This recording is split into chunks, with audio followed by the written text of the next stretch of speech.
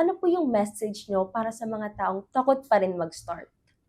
Big sa akin yung mga framework eh. So, for me to achieve my goals, I need three things: inertia, momentum, and sequence. So, medyo gusto natin yung physics. So, inertia is you need to get it started. Start small. Diba? If you want to read a book, start with 1 page, 2 pages. If you want to start, try to break it down into something that you can really achieve. Diba? Minsan, nakita natin, oh, I want to walk 10,000 steps a day. Minsan, it's a big goal, but just start with 1,000. Yung 1,000 na yun, 10 minutes lang yun. So, if you start with just 10 minutes every day, at least, then you will hit that 1,000. Reading a book, similar, 2 pages, 3 pages, very easy. Pero sometimes, we find ourselves na after those 10 minutes, parang ayaw mo nang huminto. Diba? Because you already have the second one, momentum. Keep it going.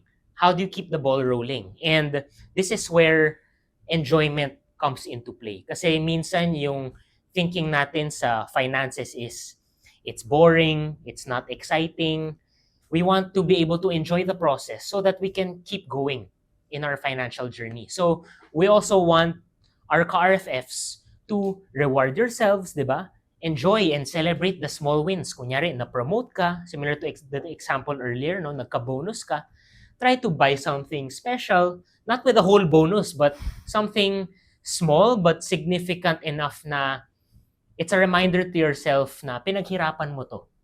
Diba? So that's momentum. And then lastly, sequence. Kasi you can't keep playing at the same level. Parang sa gaming, kung mahilig kayo mag-game, ka-RFFs, kailangan you move to the next level.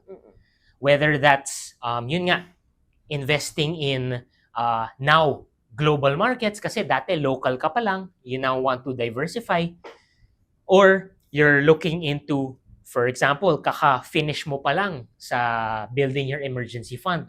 You're now looking into a protection plan or into investment. Go to that sequence. You can't stop with just emergency fund. So again, those are the three things. No, you can apply this anywhere in your life. Inertia, how to get it started. Momentum, how to keep it going. And then sequence, how to level up and move on to the next step.